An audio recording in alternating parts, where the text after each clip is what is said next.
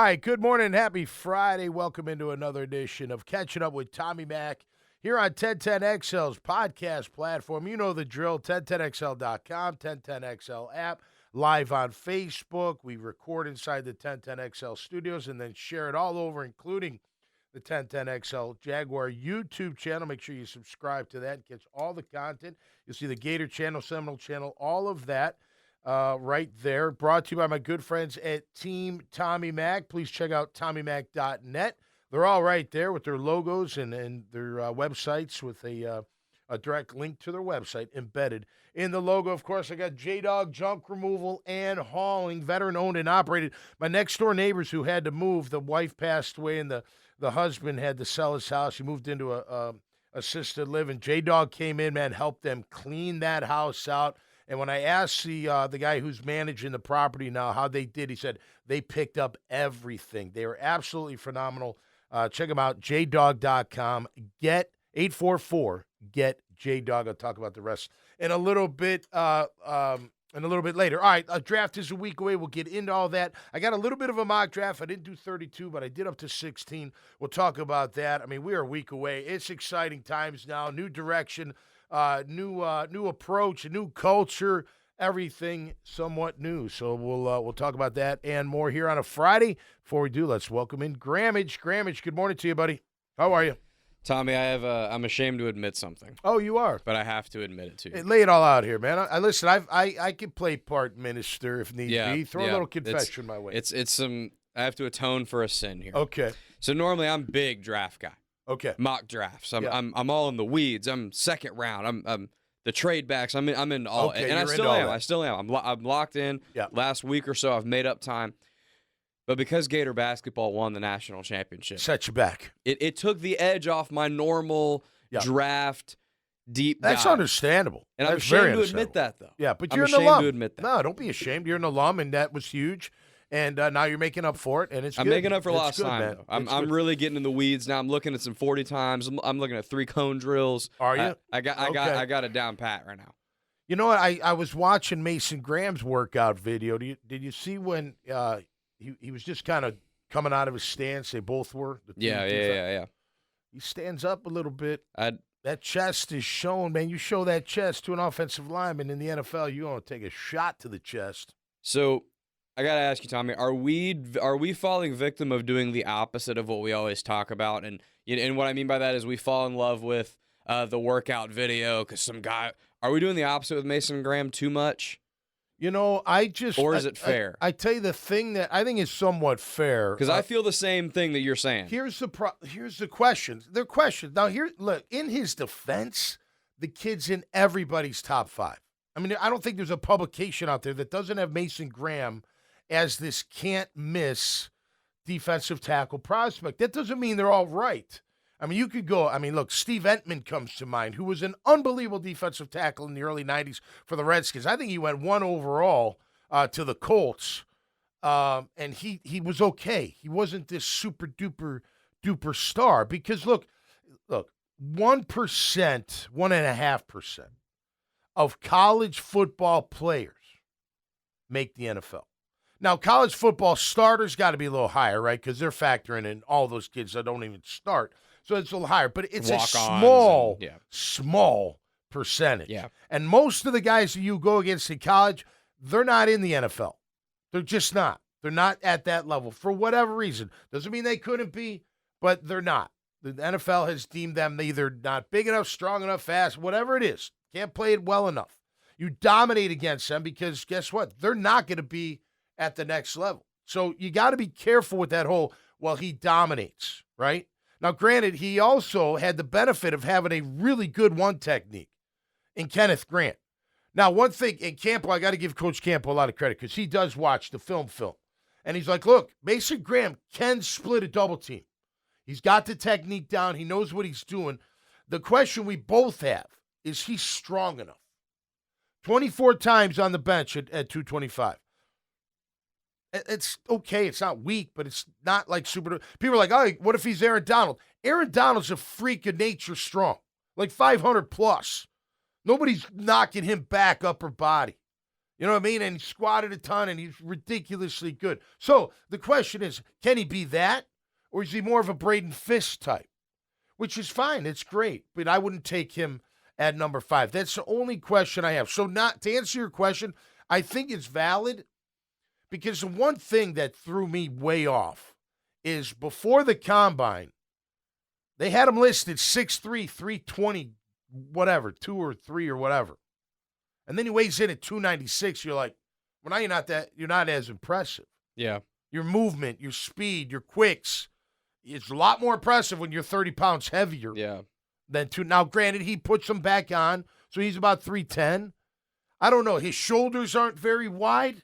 They're narrow. He is a compact dude, bro. But his legs, his lower half, so maybe. I'm not Yeah. saying he can't. I'm not saying he can't. And again, in his defense, he's rated very, very high.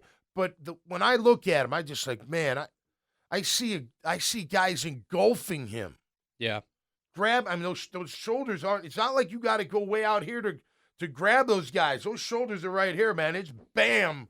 And if I'm 30 pounds heavy, you're moving. I'm moving you. And if you give your chest, which we've seen that here the past couple of years, our D linemen, they stand up and they get hit in the chest and driven back. So that's the concern I have for him. Now, if they take Mason Graham, I'm gonna be all for him. He's our guy, and I hope he's fantastic. Well, to your Aaron Donald point, because I've heard people say that too, like how do you know he's not Aaron Donald? It's like, well, I don't, but if you had a magic wand you could wave and tell the future for the next 10 years and you could see that he was Aaron Donald, he would be picked before Cam Ward. He would be picked 1 overall. That's right. Make no mistake. I mean, come on. Like, yeah. But you just said it perfectly. Like, Aaron Donald is a one-of-one type of athlete. Right. To me, it can be similar to tight ends. There's a lot of tight ends. I hate to say it because he was a Gator, but Kyle Pitts. Kyle Pitts tore college football apart. Right? He gets to the league. The best 2 or 3 guys he went against in college that could guard him, he goes against every single week in the league. That's right. That's the difference. So, and it's the same thing you're saying. That's the best way I've ever heard it put. I heard on some podcasts. It's perfectly true. When you play in the Big Ten, the SEC, and like these major conferences, chances are probably 2 to 3 times a year, maybe you're gonna have a matchup of a dude that's like, this dude's like first round pick, second round pick, what have you. The NFL is that guy, but every single week. Yeah. Right. I think I was saying to Coach Campo yesterday on the horse's mouth. I said, look, and I'm just using myself as an example. My last 2 years, I averaged 15 tackles a game. Right. I set records at BC. There were times where I didn't even feel the O-line. I could just go to the back and smash them. You know what I mean? Now, I remember offensive linemen that were really good at different teams. And guess what? They were in the NFL. Yeah. The majority of them. Not all of them. I remember Mike Compton and Rich Bram for West Virginia. They both had long careers in the NFL. They were tough as shit. They were a pain in the ass. Yeah. They had the right mentality. They were mean. They were physical. You had to bring your physicality all day long. When we played Rutgers, no disrespect to the Rutgers guys, I don't think any of them made it. Yeah. They were good college players, but they weren't going to make. So, Penn State had a couple. Greg Huntington was one of them. You know what I mean? Like, but not across the board. Even Miami Hurricanes, they had Leon Searcy, who obviously incredible. Other than that, they weren't that great. They were okay. Yeah. They were good for college football. So there's a difference. And I don't care who we're talking. Well, Ohio State, well, great. There will be a lot of Ohio State guys drafted. But guess what? There's still who they're going against. The Purdue's up. No disrespect to any of them. I hate saying that because, look, I was a borderline player myself, right? Yeah. I didn't make it right away. It wasn't like I was a surefire NFL player. I had to figure out my way, navigate it way through. But my point is, it's different. It's different. There were no I don't know, 5 out of 2 years, 22 games, maybe 5 games I had over 20 tackles. Right? At 25-0 against Rutgers. I had 21 against Notre Dame. Notre Dame had a great line. They had 3 guys. They had Aaron Taylor, who was incredible, Lindsey Knapp, who was a draft pick, and I think Todd Norm. But their O-line, they were wicked good. And you remember that. You know what I mean? Yeah. So again, the point I'm bringing this up, not from my standpoint, but You look at guys like your grandma or anybody, and you see, okay, they dominate at that level, right? But that doesn't mean they're going to dominate at the next. Some do, some do.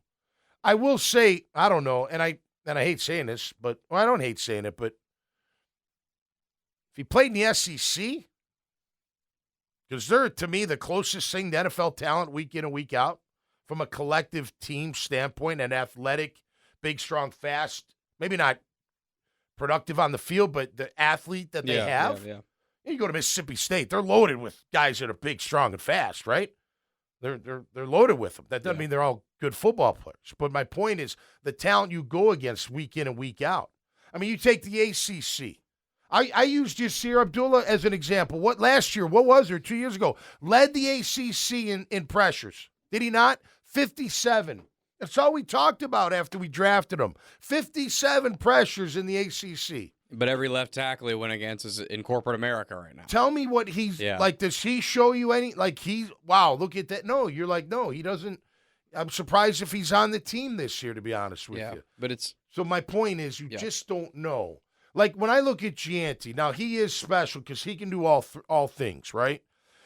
He does have very good vision. I've been just watching a little bit of. He's got great cutting skills. He's fast enough. But look, he has their schedule's nothing like the NFL. I'm not saying he can't, because other guys have. And I know he's compared to LaDainian Tomlinson, which, are you kidding me? Of course you'd take him at 5 if he's going to be LT, the second coming of LT. You know what I mean? Or third coming, I guess. LT, well, same as the Aaron Donald thing. It's like if you know he's that guy, then obviously. But right. My concern with Ashton Genty, Tommy, is I watched him all year. He was unbelievably fun to watch, right? And I think he's going to be a good player, but a lot of his big runs came. He had a decent line. He'd break through the first level, and he'd get to a middle linebacker. He'd get to a safety, and he would just stiff arm and put him through the dirt. But it's because he's playing UNLV. There's something to that. Now, you think about the percent. I mean? How about this? Sorry to interrupt you. You're good. The percentages of college players going to the NFL. Take that percentage and take them to that whatever conference that is, that Boise State's in. Yeah. How many of those players that they're going against week in and week out make it to the end? Doesn't mean, look, in his defense, he dominated. Yeah, right. Actually, he dominated his competition. So you can't, look, you play who you play, you stand out or you don't, you dominate or you don't. He dominated, for the most part, the competition that he went against. I know who would they go against in the bowl game? He got shut down. Penn State. Penn State shut him down. Yeah. So then you look and you're like, okay, well, that's a little bit better competition. You mean a team that has NFL talent? Closer to NFL talent. Well, that's what I mean. So it's like. Right. And then, but you do have to factor in, okay, but the old line he has at Boise State is going against them too, so maybe they can't block him. Yeah. And that's my point with Genty here in Jacksonville. I think, and I did a little mock draft. We'll go through it. Not all the way through. I want to make a couple comments for it. If we don't have the O-line, which I don't think it's not going to matter who our running backs are. And I think our running backs are good enough as long as the O-line gets better. If the O-line gets better, our backs will be better. And they are good enough to win. And to me, that's what it takes. You got to have players that are good enough to win. Like Trevor, I'm not as in awe like everybody else. I am when he makes incredible throws, but overall I'm not. But he is good enough to win for you. There's no doubt in my mind. But I think that O-line needs to be better. I don't think they're good enough to win for you consistently week in and week out as the starting five is laid out right now. So I would go offensive tackle depending how it laid out. I would go Membo, and I would go Campbell. Campbell to me, like Membo to me, remember, he's got tremendous ceiling still. The guy is ridiculously gifted athletically wise, and he had a really good career at Mizzou. I know he may be a little bit, Javon Foster, they said that. Well, this guy's different than Javon Foster. He's a lot bigger and a lot more athletic than Javon Foster. Well, yeah, Javon Foster went way later in the draft. He went in the fourth round, right? So you understand that, right? But to me, he's got more of a skill. To me, Campbell, he's ready to rock and roll. And he's going to be, as long as he stays healthy, he'll play at a high level for whatever many years. You know what I mean? There may not be a big ceiling for him, but his floor is really high, and he's an animal, and I'd love him on my team. So if he fell to the Jags, somehow the Jags got Will Campbell out of LSU, I'd be all for it, no doubt. But Memba would be my number one if I go offensive tackle. So let me go back to the running back. So here we are. So say it is either Genty or Graham, and that's what they're saying. I know Pete Prisco, our friend, said that, I think on one of the shows, the Jaguar show. So say it is them, Grammage, right? Okay. So you take Genty, let's just say, at 5, which I don't think they will. I think it's a smoke screen. I do. I think they're trying to get someone up, and I think they'll have somebody come up. I think they're in a great position. If Genty falls to 5, I think the Jags are in a great position for someone's going to panic. Someone's going to want that kid and think he's a difference maker and think better, sit there and, well, no, you know what, guys, you didn't watch him as much as I did. I think he's special. I think he's going to be incredible. Okay, the Raiders may panic at 6, thinking somebody may try to leapfrog them. You just never know. Now, it's not going to be anybody out of the top 10 or 11, right? I mean, you'd have to give up a ton to get to 5 outside of 10, I would think. Right? I'm not the mathematician when it comes to that. But I do think if he falls, that's going to be interesting. But just say we take him. Okay, so now you got to back it up with like a Josh Simmons. For me, I'm just saying, like if you, because I'm not gonna look. The first pick is the first pick. The first 4 picks is what I'm really looking to see what happens. And if we get more, we move up and lose one, whatever the case may be. But those first 3-4 rounds, I want to see who our guys are, and then collectively we'll outgrade them. You know what I mean? Yeah. So if you handle Genty, take Genty.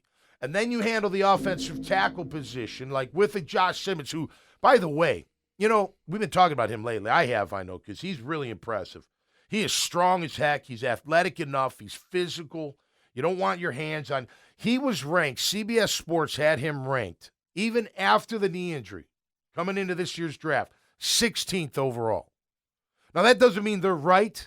But just for the mere fact that he's one of the tackles that they have in the top 16 of the entire draft after coming off a knee injury says a lot, in my opinion. So, and I like his temperament. I think he'd be a good fit. So if you go that route, or you don't go that route, say, and you don't go Graham, right?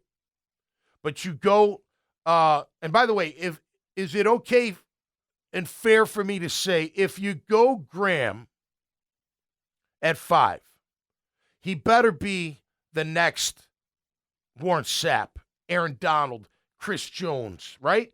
Or you don't take him at 5, in my opinion. Correct. If he's just a plug and play, he'll be all right. He'll do fine. He's a high motor guy. It's great. Everyone gets extra credit for high motor, whatever. If he's Tyson Alualu, we got a problem. It's just, when Tyson was fine. Tyson was a good player. But it's the same thing. Tyson was fine. He was a really solid player. He was a top 10 pick. I know he was. He was way overdrafted. I agree. So, but that's what, if it's the same thing. Right. Well, and look, Gianti better be LT or Freddie T. I mean, come on. If we're going to say that. If you're going to take him at 5, he better be that kind of player. When I watched him play, and I've seen other people say this, Maurice Jones-Drew is the comp to me. But if he's MJD, hell yeah. And if you redrafted MJD, he'd be top 5 the year. Easy. He'd but be a beast. So shorter guy, thick, breaks tackles, but he breaks tackles, but he's still really shifty. Yeah, can catch. Well, listen, and I say this, I've said this before. The one thing that stood out to me with Maurice Jones-Drew coming out of UCLA was his punt return average was like 28.4. I don't know how I remember that, but it was like a high number. You're like, and it wasn't just a few punt returns.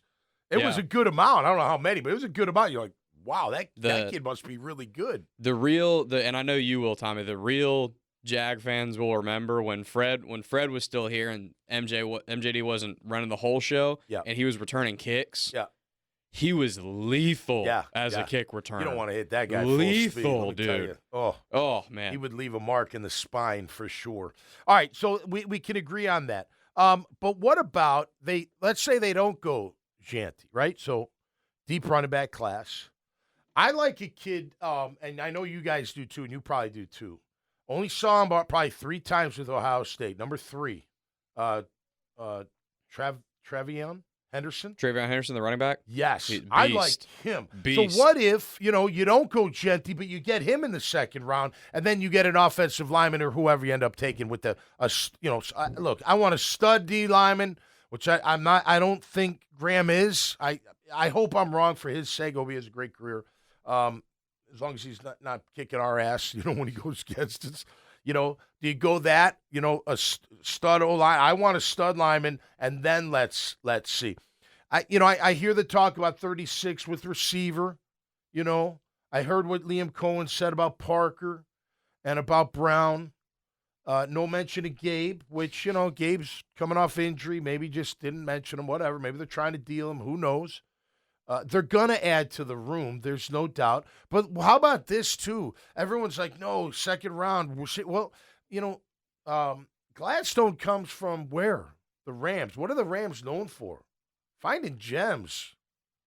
Playmaking gems in the 4th and the 5th round. I'm expecting that to transfer over to Jacksonville. Puka Nacua was 4th round, I believe. 4th round. And by the way, word is, McVay said that James Gladstone was the guy that was really pushing for him to be picked by the Rams. So I'm expecting James to find a gem or two that's going to add to the weaponry for Trevor Lawrence without having to force, to spend a second rounder.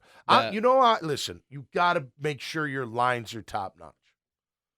You got to. And you can't tell me right now today your offensive line is top notch, because they are not. No. I'm sorry, they're not. They're not good enough Totally to say agree. that. They may be, they're not the bottom third, but I don't think they're top half yet. They're not difference makers, man. No. They're not difference makers. It's kind of the same. Feels like the same that we saw, past couple of years. I want listen, to me, Will Campbell never was like, you can play guard. Fine, whatever. You play him wherever. I'd play him at tackle. I would. I like Campbell's idea. You take Membu, put him at right tackle, throw Anton at left tackle, and let Ezra and Walker battle it out for guard, and you still add to the guards, because you did in free agency too, Not a bad idea. I wonder if they even think of that, of Anton on the left side. Gives you a little more flexibility, But I think Campbell can play left tackle. And you bring a guy in like that with that attitude, with that tenacity, that's what this team we need. Now, he's not a Tony Baselli, but listen, and again, and I think Tony would agree, our O-line, and it was a lot had to do with the coach, Mike Mazer, who I knew from Boston College, God rest his soul. Mike Mazer knew how to coach offensive linemen. He knew how to get them motivated. He knew how to get them aggressive. He knew how to get them to finish blocks. And Baselli, and he'd agreed to it, he made Baselli even more so. Tony had that in him already, obviously coming from USC, but our O-line was like that. They were mean and nasty. There was no, Mr. Nice Guy get in your way. No, it was bury you, embarrass you, and if something's working, we're just going to keep pounding and pounding and pounding, and we had the horses to do it. And when our guys came off the bus, you were like, holy shit, look at this. And then our D-line came off and the same, and it was just, you got to have that offensive line, and we don't have it right now. Now, could you get a tackle that I don't know about in the 3rd round or 2nd round that becomes a player? Maybe. Maybe you can. But to me, you got 4 that are capable. And Josh Simmons is one, Banks Jr. is another out of Texas, Membu out of Missouri, and Campbell. Beyond that, I don't know. Maybe there are, and I'm missing them. But, man, I would like one of those guys to be a member of the Jacksonville Jaguars in 2025. And I think that would be a heavy upgrade. Agree with everything you just said, tackle-wise.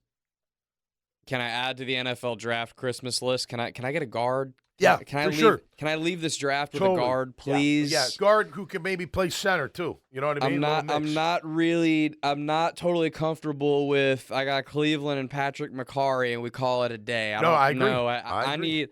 Can I get a third, even if it's 3rd, 4th round? Can I get a 3rd, 4th rounder that's going to give them hell in camp? What did they say they were going to do this offseason? Raise the floor. They've raised the floor with the guys that they brought in. And you raised the floor with training camp fierce competition. No doubt. You raised the floor when I messed with Cleveland. Yep. Right now I'm the starting guard, but they just drafted somebody in the 3rd round, and he's coming for my ass. That's right. That's how you raise the floor. Yep. We've talked about this 100 times. We don't need to keep talking about it. But these dudes were way too comfortable last season. No doubt. And I think that is a big part of why this offensive line has not been aggressive. They have not been nasty. Because you've had dudes just kind of handed positions. Yeah, totally. Totally, and the locker room was kind of like that, and you could tell. You could tell by the way that they finished, the way they played the game, And the way they were prepared. you and I are in agreement on this, but that has shown up 1,000 times on the offensive line, Yeah, for the sure. offensive and defensive line, and For sure. they need somebody that's like, I don't care who you are, I'm coming for your job. Yeah, absolutely. That's going to be the culture. I'm telling you, they're saying it. They're going to hold their feet to the fire, man. And I think with Tony there too, man. Come on. I agree. He's an animal. I agree. He comes across Mr. Executive, and he looks great, and he's doing awesome. Deep down, that guy, he wants to go toe-to-toe with just about anybody. Deep down, I think when it's mid-July and it's day 10 of camp and it's hot, if Patrick McCarry or Cleveland are loafing a bit and there's a third-round pick they just had that's busting people's ass, right. Get him in there. Tony Baselli's going to have something to say about that, in my opinion. You know what? Get him in there. Take a rest. Go ahead. You rest. We'll let other guys in. All right, let's do a little Tommy Mac half mock draft brought to you by Team Tommy Mac. Please check out TommyMac.net. I mentioned J-Dog already. Just a great team of businesses that are always there for you when you need them. You get hurt, you call Morgan & Morgan, Morgan & Morgan, forthepeople.com. They are fantastic. Carbon Man Flooring for all your flooring needs. More than just LVP. Carbonman.biz. Chris Rusero's Bail Bonds, 904-822-2245. Hey, it's Easter weekend. Right, a lot going on, a lot of parties, a lot of fun. Just be safe out there. If you get thrown in the clink, he and his team get you out in a blink. I mentioned J-Dog earlier. They're fantastic, jdog.com. Azar sausage. Man, I tell you what, other than your favorite dish or in a bun, Azar sausage is the one. The hot smoked sausage is our favorite. Make sure you check them out at Winn-Dixie. Code Ninja's got the camp for you and your kids, ages 5 to 17 this summer. They got 5 locations now, including in St. Johns County.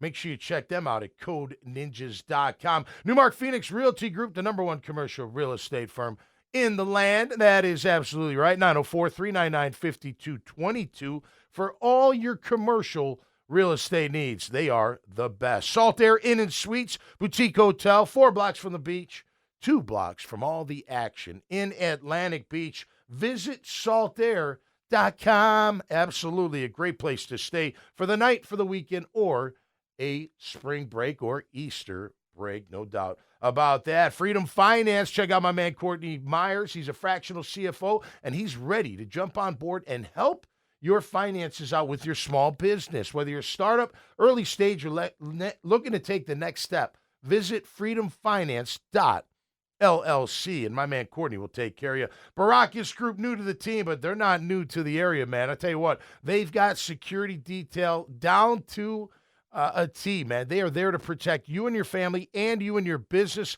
Check them out at BGSJax.com. And last but not least, home of Coconut Joe's. It's Family Tradition Specialty Foods. Check them out at FamilyTraditionsSpecialtyFoods.com. The best hot sauces you've had is Coconut Joe's. Sriracha's my favorite, but that Pineapple Ghost is a big-time favorite as well. And, of course, 1010XL Studios. Great to have them on board. Great to be part of the family, and thankful for all of that. All right, let's get into a little mock draft, shall we? I got some trades going on, and it involves our Jags. Okay? Hell yeah. Let's see. Titans got Cam Ward. Yep. I think everyone's going with that. I'm going Travis Hunter to the Browns. I think Sanders is going to fall. And it's okay, but I think they're going to go Travis Hunter. They're going to go playmaker. Giants go Abdul Carter. I don't think they trade out. If they do, my reasoning is Carolina would be the team, but just wait on Jalen Walker. You got a player. You know what I mean? He may not be Abdul Carter, but he's pretty good. The trade capital you'd have to give up to get there, I think. But too much. Pats, I say they go left tackle for Drake May. You got to have protection for your young, just like we do. I think they go with Will Campbell out of LSU. Now, I've got the Raiders panicking and trading with the Jags from 5 to 6. They take Gianti. Jags are sitting there at number 6, and the phone rings again. And the New York Jets call and say, hey, man, we'll offer you something, and move back a spot. Jets move up to 6 and take Armand Membu, who I want the Jags to take, but I think the offer is going to be good. And the Jags stick at 7 and take Jelon Walker out of Georgia. Interesting, I know. Not my thought, but Could Graham go there? Maybe. I'm just not sold on him as a defensive tackler. I think he falls just a little bit, and that's to the Panthers at 8. I think we steal their guy, and they're like the backup is Mason Graham. How about that? We'll see how that goes. Saints take Sanders. Bears take Kelvin Banks Jr., an offensive tackle out of Texas. Like us, like the Pats, if I'm the Bears, I'm protecting Caleb. Number one, he has got to be way too many hits last year, way too many sacks. I know they did some things in the offseason, but, man, I'm going Kelvin Banks Jr. With that one for sure. I got the 49ers taking Tet McMillan, the wide receiver out of Zona. The 12 pick. Now, Amarian Hampton's there, and they need a running back. But guess who else is there? Tyler Warren is there. And I think the Cowboys jump at the playmaking tight end out of Penn State. Beast. Miami takes – yes, sir? Beast. What? Yeah, totally. Beast. And I could see him there. And I could see them like, man, we really need a running back. But, man, this guy's a playmaker. Dude. Help Dak out. Better than Jake Ferguson's fine, but you got to upgrade that, and you're going to with him. If he falls that far. Miami takes cornerback Will Johnson out of Michigan. Colts take Colston Loveland, the tight end out of Michigan. Falcons take Jahdae Barron out of Texas, the corner. And then the Cardinals, they take Omarion Hampton out of UNC, the running back. How about that? I think that could happen at the top with, I'm telling you, I think somebody's going to want, unless we take Ashton Genty, which I wouldn't, but if they do, I'm going to be all over. Like, hey, come on, let's go. We got to play. He's a playmaker, so it's good. I'm not saying it's not good. I just think the bigger need is up front, and we've got good enough running backs to win. I really believe that. I think Etienne Jr. can be a really good running back in this league. I think Tank, as long as he hangs onto the ball, can be a really good running back in this league. I don't disagree. If they were to take Genty, though, they're going to be shopping Travis Etienne as hard as they possibly can. No doubt. Right? You're right. There's no way. You're not keeping those three. You can't. I wouldn't. And I would think because he's on the 5th-year option this year and the contract's up next year, that's pretty attractive for other teams that there's not like some big expensive contract he's tied to. And I would think this regime would rather have Bigsby's future than Etienne. As long as he can hang onto the ball. And by the way, that the Henderson kid out of Ohio State, rated the best pass blocking back in the draft, and can catch the ball in the backfield. Had 27 catches last year, and we know what he can do when running the ball. I like that kid a lot. A huge comp I've heard for Henderson is Alvin Kamara. Oh, goodness gracious. I know. Come on. Are you kidding me? Dude, Travion, I watched a decent amount of Ohio State. Yeah. So it was interesting. They brought in Quinshon Judkins from the transfer portal from Ole Miss, who was really good at Ole Miss. He never started the whole year because Henderson was like, you ain't taking my spot. He's really good. And he was a baller. He was dynamite. All right, I got to wrap it up because I got to get to Jaguars today. Couple things I've got to announce. First and foremost, happy birthday to my mother, Joan, who's 94 today. Joni, we're going to have some lunch. Looking forward to it. Love you. She doesn't watch Facebook or the show, but she's out there. She hears me in spirit. It's also my mother-in-law's birthday. How about that? My mother-in-law and mother share the same birthday. And Becky turns, I won't say what she turns. She doesn't like when I mention her age. A lot younger than my mother, and she looks great, so we're going to get together as well. Dan, my father-in-law, is in the hospital. Wish you getting better, buddy, and quick. And, happy birthday to the ladies. And, if I may, very exciting today, my song, Man, What a Life, is now available on iTunes. You can download it, and please do. So it's 99 cents. I don't do it, but through the company that I put it on their platform, TuneCore. That's how they do it. Would really appreciate it, man. And I hope you enjoy the song. It's a song about my dad. My mother's in the third verse, so that's pretty cool. So I got a little bit of both of them in there, and it's called Man, What a Life, and it's great. I got to thank Damian Starkey, my man, for putting it all together, helped me write it, produce it, backup vocals. He's the former bassist of Puddle of Mud. He's a great composer. He's a phenomenal musician. I can't thank him enough for putting it together. So hopefully you all like it and get into it, and who knows? You never know. American Music Awards, here we come. Let's go. Song of the Year, Grammage. Yes, sir. Is that too high to dream? I don't think so. Let's do it. All right, that'll do it for us this time around. will be back next Tuesday. Grammage won't be because Grammage is going to the chapel, baby, and getting married. That's man. right. How about that? That I'm is going right. to see you, but congratulations and best of luck. And I know our listeners wish you nothing but the best with your new putils that are happening a week from tomorrow. I mentioned a programming note on Gator Bites that I would be out next Friday for the podcast, and immediately got a comment, ball and chain. Well, that's okay. The ball and chain not can work. 15 seconds after I mentioned it. Ball and chain. Yeah. Well, we just celebrated 25, and it was awesome. absolutely fantastic. Hell yeah. Congrats. By the way, thank you. Pompano Beach, really cool place.